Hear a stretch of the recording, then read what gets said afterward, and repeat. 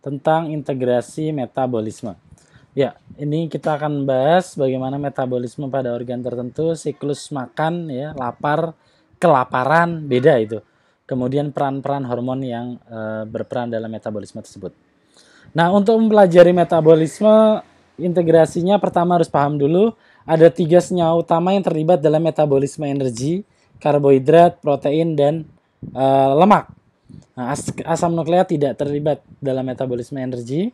Nah, selanjutnya karbohidrat, saya akan refresh lagi dari awal. Umumnya karbohidrat glukosa masuk ke glikolisis, glikolisis masuk ke fosforilasi oksidatif, ya. Tadi glikolisis menghasilkan pirufat, fosforilasi oksidatif menghasilkan asetil-CoA, asetil-CoA masuk ke siklus Krebs menghasilkan CO2 dan H+. H+ masuk ke transport elektron menghasilkan H2O. Itu glukosa. Nah, glukosa jika berlebih itu bisa dirubah menjadi lemak. Nah, lemak itu kalau dibutuhkan gula dalam kondisi puasa misalnya, ya lebih dari 6 jam itu glukosa udah habis, maka sumber energi selanjutnya nah ya nanti ini ada juga terkait dengan glikogen sebenarnya, tapi nanti. Nah, sumber energi akan berubah ke lemak. Atau kita makan lemak juga sama. Lemak akan dipecah menjadi asam lemak. Asam lemak dipecah menjadi asetil-CoA, masuk siklus Krebs dan seterusnya. Nah, bagaimana dengan protein? Protein ini punya 2 jalur, tadi sudah saya jelaskan. Di mana yang pertama itu gugus aminonya masuk ke siklus urea, dibuang sebagai urea. Nah, karbonnya ini ada yang bisa menjadi glukosa melalui gluconeogenesis, namanya glukogenik, asam amino glukogenik. Ada yang akan menjadi masuk siklus Krebs, yaitu asam amino ketogenik, ya, asetil-CoA, siklus Krebs. Nah, kalau kita berlebih artinya mengkonsumsi glukosa juga, ini akan berubah menjadi glikogen, cadangan makanan. Selama ada glikogen, maka lemak tidak dipakai. Misalnya pada kondisi antara makan. Jadi sekitar 0-2 jam setelah makan tuh kita pakai energi glukosa dari makanan.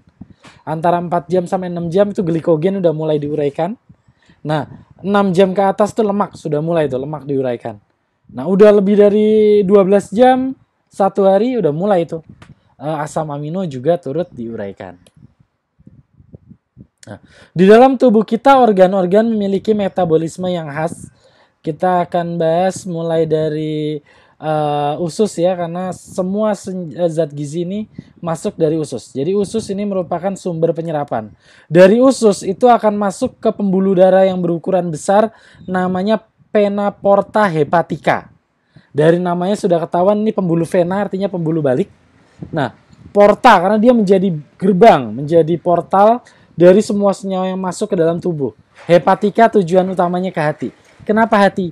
Hati bertugas sebagai detoksifikasi. Ada racun, pewarna, pengawet, perasa, zat-zat penggembira yang lain, semua disaring di hati. Ada virus segala macam juga. Hati itu adalah benteng utama untuk penetralan racun. Nah, oleh karena itu hati punya metabolisme yang khas. Metabolisme di hati itu sangat kompleks. Glikogen itu ada 2, di hati dan di otot. Siklus urea 2, di hati dan di ginjal. Jadi kalau hati ini rusak, efeknya itu kemana-mana. Kepada proses metabolisme tubuh. Glikogen nggak bisa disimpan. Apa akibatnya kalau nggak bisa nyimpan glikogen? Mudah lemas. Jadi harus makan gula terus sebentar-bentar. Kenapa? Karena nggak bisa nyimpan glikogen. Nah, kemudian juga dia tidak bisa menguraikan urea juga. Tidak bisa membentuk urea sebagai hasil penguraian asam amino. Nah, ini juga akan membuat pH darah dia tidak stabil. Makanya sangat berbahaya. Nah, selanjutnya ada pankreas. Pankreas itu sedikit menempel ke hati, kemudian mengeluarkan suatu. Jadi pankreas ini bisa dipandang sebagai 2, ya. Yang pertama fungsinya eksokrin ke saluran pencernaan, dan yang kedua dia mau mengeluarkan hormon-hormon ke dalam darah untuk ke dalam tubuh kita. Nah, selanjutnya adalah otak. Nah, otak merupakan inti daripada proses berpikir. Jadi rasa kenyang dan lapar itu 4 yang mengendalikan. Pertama, mulut. Kalau di mulut itu disekresikan amilase, maka kita lapar. Ada air liur itu kita lapar. Kalau air liur nggak keluar itu berarti tidak lapar. Yang kedua adalah perut atau lambung. Ada asam lambung, lapar, tidak ada berarti tidak. Nah, setelah itu makanan masuk ke darah. Nah, yang ketiga adalah darah. Gula darah tinggi itu berarti kenyang. Gula darah rendah itu berarti lapar. Dan yang keempat otak yang mengetahui semua proses kita udah makan apa belum. Nah, jadi ini sangat kompleks. Jadi kadang itu ada orang yang dia sudah tahu sudah makan. Gula darah tinggi. Asam lambung udah nggak keluar ya. Sudah berarti kan sudah kenyang harusnya. Tapi masih pengen ngunyah aja. Atau pada kondisi sebaliknya, sudah tahu belum makan, pusing, gula darah udah turun kan. Tapi makan itu nggak selera. Nah, ini interaksi kenyang lapar itu sangat kompleks. Nanti bisa dibahas tersendiri. Selanjutnya sistem limfe ya, ini banyak membawa proses pencernaan lipid karena lipid tidak larut di dalam darah. Nah, selanjutnya adalah sel adiposa atau sel lemak. Nah, yang unik dari sel lemak ini adalah kita bisa membuat sel lemak sebanyak apapun karena lemak itu ditaruh di bawah kulit dan di bawah kulit itu antara jaringan otot dan kulit mau ditumpuk sebanyak apapun bisa. Makanya orang bisa gemuk seperti apa itu karena lemak. Tapi ada orang yang gemuk, energinya banyak, begitu upacara pingsan. Kenapa itu terjadi? Karena dia punya energi banyak tapi nggak bisa akses energi itu. Kenapa nggak bisa akses?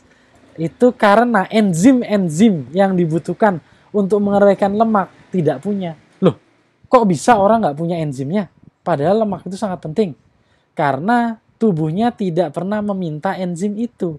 Sedangkan tubuh adalah suatu sistem yang sangat efisien. Begitu tidak dibutuhkan ya nggak buat. Kenapa begitu? Contohnya misalnya nggak pernah puasa. Nggak pernah sedikit kelaparan. Sehingga baru gulanya berkurang dikit, dikasih lagi, naik lagi gulanya. Berkurang dikit, naik lagi. Jadi lemaknya itu nggak punya kesempatan untuk diuraikan. Nah, makanya begitu butuh penguraian lemak, panik dia. Enzim dalam tubuh panik. Mana ini yang bertugas? Nggak ada.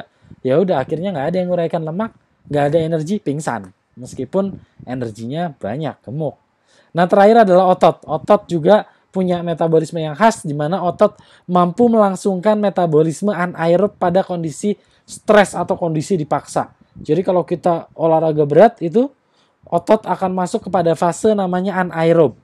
Anaerob itu dia tidak menggunakan oksigen lagi untuk membentuk energi, tapi dia terjadi secara anaerob fermentasi laktat. Jadi terbentuklah asam laktat yang membuat otot jadi pegal. Makanya nanti obatnya dikasih asam salisilat. Sama-sama asam, dia menggeser kesetimbangan asam, pH otot berubah lagi, sehingga pegalnya menghilang.